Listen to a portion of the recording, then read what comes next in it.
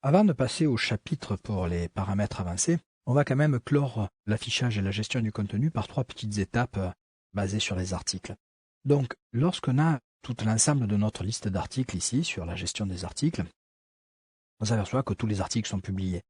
Alors, il est vrai que certains articles pourraient ne pas être publiés. Par exemple, si je viens dans PDF et le formulaire ici, je m'aperçois que j'ai cet article qui est complètement vide, utiliser les circuits de révision liés au format PDF, qui est vide, donc qui est un peu frustrant pour l'utilisateur puisqu'il ne va pas accéder à du contenu. Donc on va pouvoir retourner dans l'administration ici. Donc on va sélectionner une catégorie, par exemple PDF et les formulaires, pour pouvoir filtrer directement.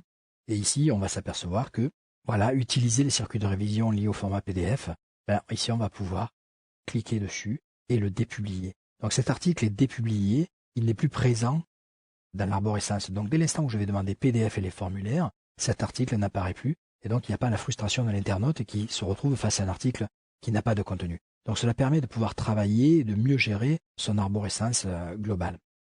Un article qui arriverait à expiration, vous avez un article d'actualité, c'est différent. C'est-à-dire que si je prends par exemple protéger et signer un document PDF avec Acrobat, ici cet article pourrait être arrivé à expiration, et donc on aurait pu dire que voilà, aujourd'hui nous sommes le 5 août, s'il devait expirer le 3 août, ok, il suffit que je l'applique, que je le sauve pour pouvoir revenir sur mon interface principale. Voilà, on s'aperçoit que l'icône n'est pas tout à fait identique, d'accord? Donc l'article n'est plus accessible par les internautes, il est publié mais pas disponible, voilà. Il existe une troisième catégorie, alors on peut tout aussi bien maintenant en recliquant dessus, essayer de ne plus le publier, voilà, directement. La seule façon de pouvoir le republier maintenant sera venir de demander une date de finition qui sera, donc le plus simple c'est de vider ici la boîte directement. Donc ça va automatiquement passer à jamais pour Joomla. Voilà, donc Joomla, lui, le passe à jamais. Donc l'article ne pourra re-être publié, ne sera pas dépublié pour obtention de fin de date. Il existe donc une troisième catégorie maintenant qui va être l'archivage. Donc qu'est-ce qu'un archivage? Un archivage, c'est un article est devenu obsolète et il ne fait plus partie de l'actualité, de l'arborescence de votre site. Donc vous allez pouvoir les sélectionner ici. Si je sélectionne cet article ici, je vais pouvoir l'archiver.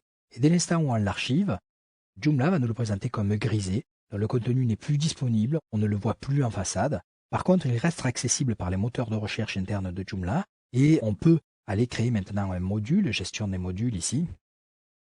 Et dans les modules, on peut créer un tout nouveau module qui sera, par exemple, contenu archivé. Voilà, contenu archivé.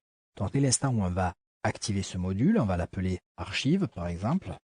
On va lui demander d'apparaître à gauche ici. Donc je vais le sauver. Et là, dès l'instant où je réactualise ma page, le module archive apparaît et automatiquement, Joomla a créé par mois, chaque fois que les articles sont archivés, directement des dossiers mensualisés sur l'ensemble des articles qui sont archivés. Voilà. Donc, on va dépublier ce module d'archive. On pourra tout simplement supprimer le module va disparaître de l'interface et on va prendre soin quand même dans la gestion des articles maintenant d'aller désarchiver cet article. Voilà, on va le rendre publié, sauf celui-là qu'on ne publie pas du fait que le contenu n'est pas terminé.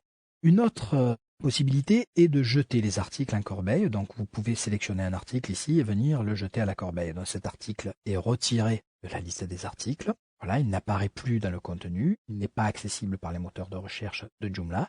Par contre, il se retrouve ici dans la corbeille. Donc j'ai une petite boîte dans la partie du contenu ici qui me permet d'accéder à la corbeille des articles. Et ici, cet article se trouve ici. Il n'est pas accessible, il n'est pas éditable, mais je peux le sélectionner et le restaurer. Auquel cas, il va reprendre sa place dans l'arborescence. Donc il me dit voilà où il va être remis. Voilà ce que Joomla va restaurer. Vous cliquez sur restaurer. Êtes-vous sûr de vouloir restaurer tous ces éléments? Bien sûr. Et donc l'élément est retourné, donc si je reviens dans la gestion des articles ici maintenant, à sa place. Et par contre, il a été dépublié et il a pris un numéro d'ordre qui est très loin. Alors ici, on va le republier. On va resélectionner son ordre en 4 et on va demander d'enregistrer ce nouvel ordre.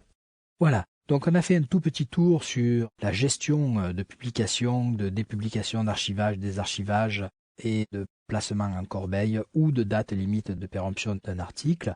Voilà, c'est une toute petite étape qui a le mérite de pouvoir apporter des plus sur la gestion globale de vos articles.